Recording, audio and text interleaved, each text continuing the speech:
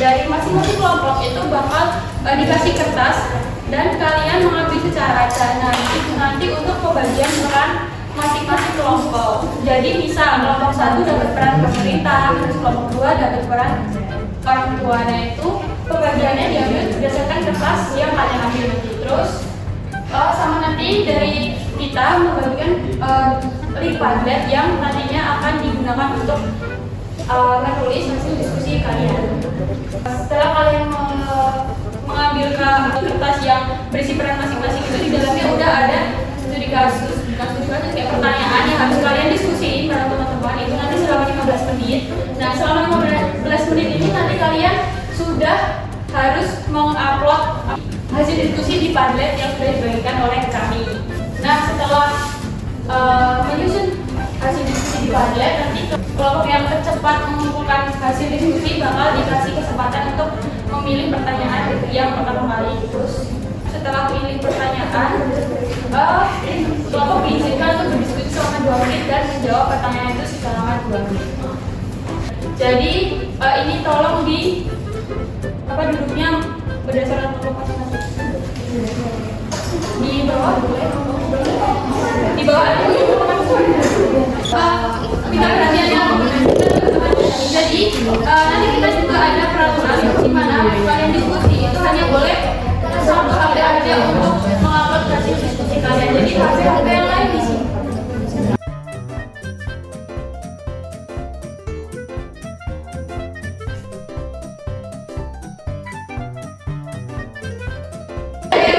Dibuka belum?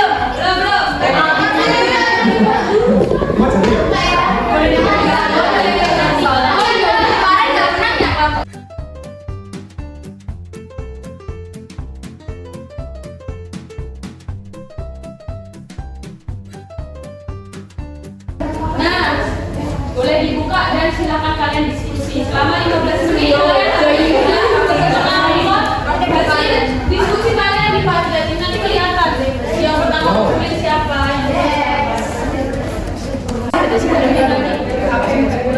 Jangan lupa nama kelompoknya ya.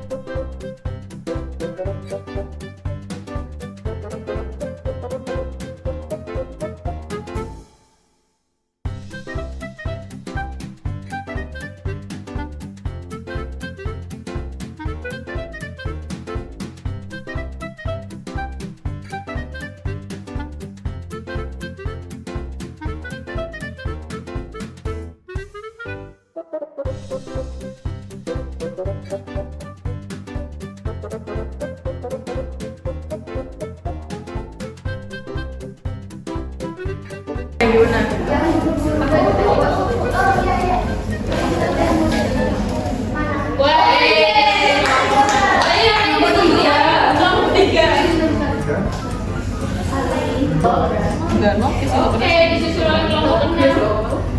Ada tulisan apa? Berarti tadi kalau lagi ngomong itu nggak jadi.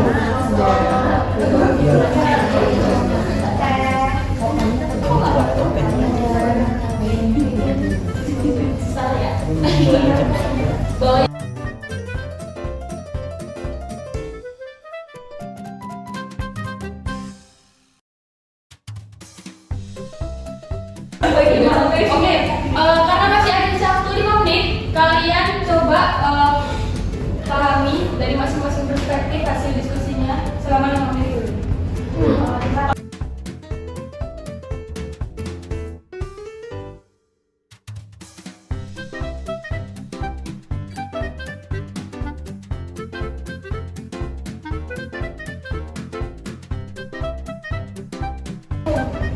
Menurut kami sebagai guru menanggapi terkait dengan sistem zonasi dan penghapusan sekolah favorit merupakan suatu hal yang perlu dikaji lebih dalam dan dievaluasi secara menyeluruh karena dampaknya banyak orang pada peserta didik yang mengeluh bahwa dengan adanya sistem zonasi mengakibatkan rupiah teman belajar kakak dan menganggap bahwa prestasi akan kalah dengan zona. Selain itu dalam proses pembelajaran terjadi berbagai gejala tentunya yang sedang otak dan akal dari pembelajaran karena peserta yang sangat pintar dan yang pintar akan digabung jadi satu sehingga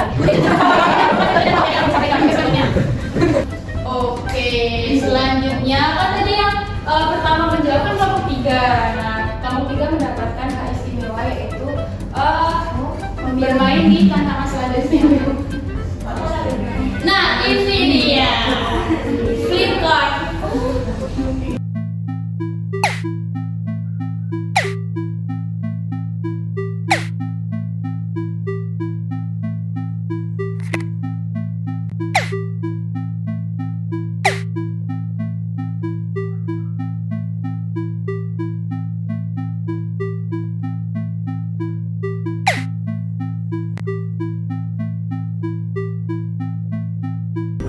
Silakan memilih.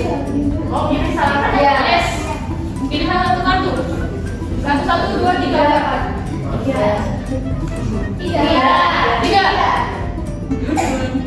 Itu jawab. Ya orang susah jawabnya. Enggak gini. Kan setelah kalian mendapatkan pertanyaan, kalian akan diberi waktu selama 2 menit untuk berdiskusi dan 2 menit menyampaikan hasil diskusi kalian. Sekarang pelajari dulu.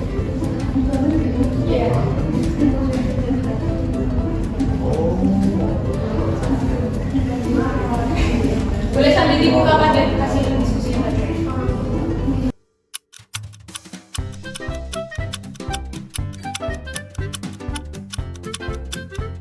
Kurang 1 menit ya diskusinya? Sudah? Oke.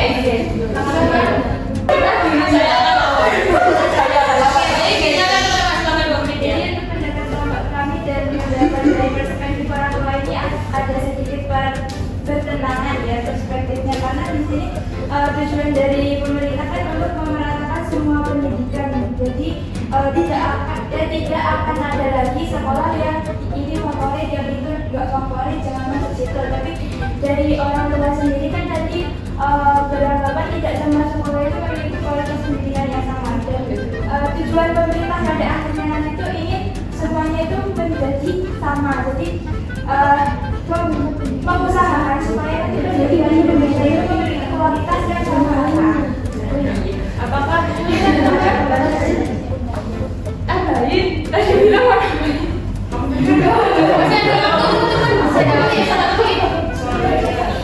Cukup? Oke, baik. Tepuk tangan dulu buat kelompok. Nah, selanjutnya kelompok 6. Oke, silahkan memilih kartu yang akan di siswa. Silakan. 1, 2, 3, 4. Kartu 1. Bagaimana tanggapan kalian sebagai perspektif siswa terhadap hasil diskusi yang disampaikan oleh perspektif orang tua? Silakan diskusi selama 2 menit dan menyampaikan hasilnya selama 2 menit.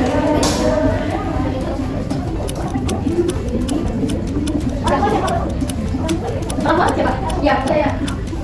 30 detik lagi. Udah? Teman-teman, tolong temannya yang akan mengajukan hasil diskusi diperhatiin ya. Sebelumnya minta maaf ya kalau nanti agak berikutnya. Gak apa-apa, kan pendapat gak ada yang salah tadi. Sorry. Dari pendapat kelompok 1 itu kami setuju, karena yang orang tua itu kan beranggapan tidak semua sekolah memiliki kualitas pendidikan yang sama, sehingga orang tua itu tidak bisa memiliki kebebasan untuk menentukan sekolah yang sesuai dengan keinginan, karena beberapa sekolah itu masih kurang dalam kualitas pendidikannya. Nah, kalau misalnya si anak ini nggak dapat zonasi, nanti kan otomatis kan dapat sekolah yang buangan. Nah, jadinya kualitas pendidikannya nanti bisa agak kurang. Jadi kami setuju dengan pendapatnya kelompok 1. Oke, berarti pendapatnya sama ya. Tepuk tangan dulu.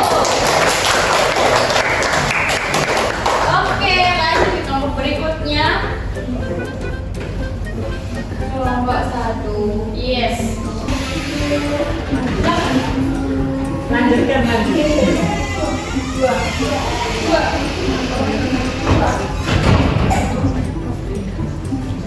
Sebagai perspektif orang tua, apakah kalian setuju dengan pandangan yang disampaikan oleh perspektif guru? Silakan didiskusikan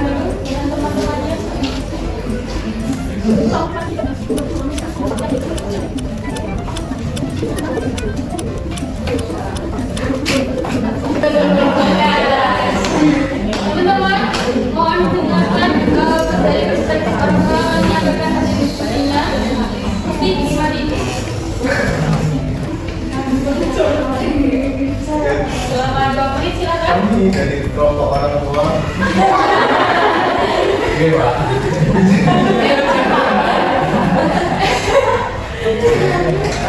Izin menyampaikan. Izin menyampaikan pendapat bahwa kami sependapat dengan pendapat guru yang dimana dari kelompok guru tadi menyatakan bahwa kebijakan zonasi perlu dikaji lebih lanjut supaya bisa meningkatkan kualitas pendidikan yang ada di negara kita yang menjelaskan. Jadi itu sepakat dengan pendapatnya, apalagi guru-guru juga bersinggungan langsung dengan aktivitas pembelajaran yang ada di sekolah, sehingga benar sepakat harus dikaji lebih dalam supaya lebih efektif, atau yang penting dikembalikan juga sistem sekolah kembali. Betul? Hidup mahasiswa.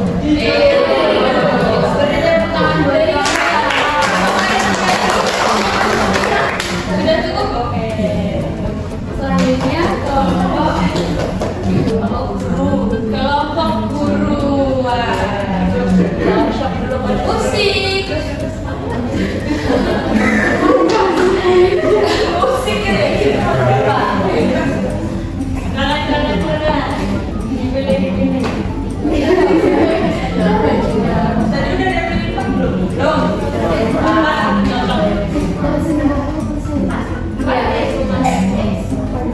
Jika kalian diberi kesempatan untuk memberikan satu masukan pada perspektif pengamatan pendidikan, masukan apa yang akan kalian berikan? Sebelum kalian soal ini kalian harus pasti tugas dari pengamat pendidik itu apa?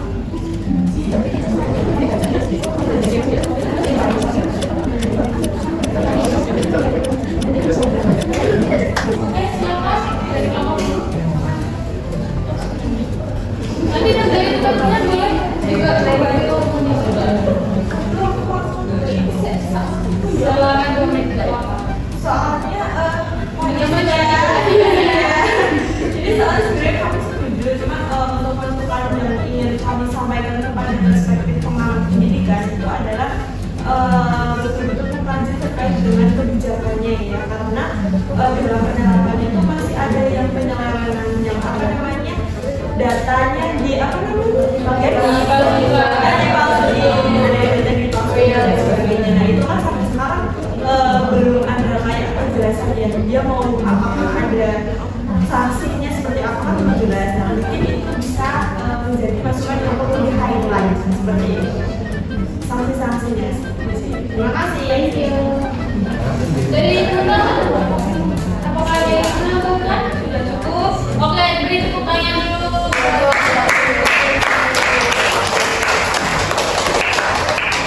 Lanjut ya.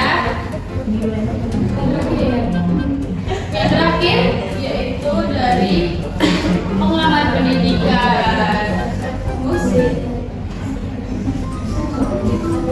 Silakan dipilih kartunya. Satu. Bagaimana tanggapan kalian sebagai perspektif pengamat pendidik terhadap hasil diskusi yang disampaikan oleh perspektif pemerintah? Oke, untuk diskusi selama 2 menit.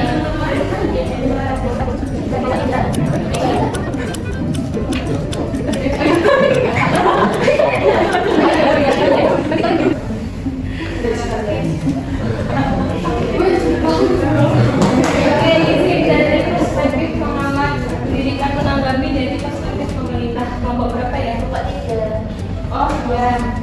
Oke. Dari kelompok 3 kan ini dari perspektif pemerintah. Ini kan mengatakan bahwa sistem zonasi itu sangat efektif ya, tapi dari pengamat pendidikan ini tuh tidak efektif bagi kami karena ini tuh akan menimbulkan motivasi siswa untuk bisa mengejar nilai yang bagus, untuk bisa masuk ke sekolah yang diinginkan itu semakin menurun. Juga di sistem zonasi ini menyebabkan siswa yang berprestasi yang seharusnya dia bisa masuk ke sekolah yang dia inginkan itu bisa terkalahkan sama yang dapat zonasi. Terus juga yang zonasi ini misalkan di sekolah yang dia inginkan itu sudah terpenuhi kuotanya, maka dia harus cari sekolah-sekolah lain yang dalam zonasinya, sehingga sekolah yang dia cari itu bisa di bawah rata-rata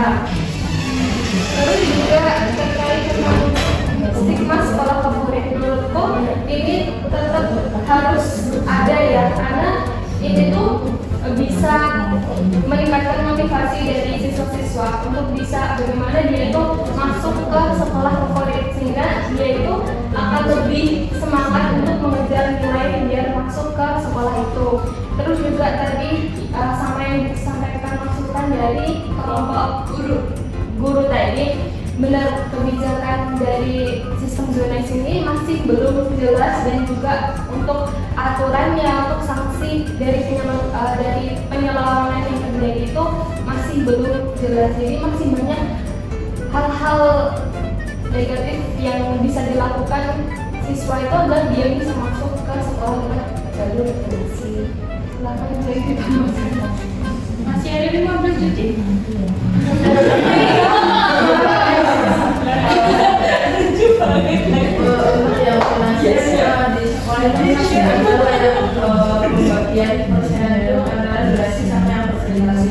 Nah itu orang yang diberatkan itu di poin yang durasi. Jadi menurutku itu caranya perlu dikaji lagi, karena malah orang-orang itu terfokus sama persenan yang durasi, karena itu 50% sendiri. Seperti itu. Tepuk tangan dulu buat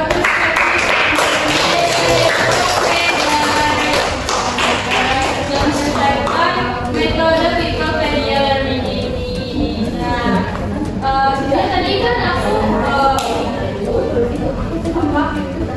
ada kelompok cepat ya yang menjawab hasil diskusi dari awal tadi. Nah, untuk kelompok 3 ya, kelompok 3 bisa maju ke depan. Kami ada sedikit hadiah untuk kalian.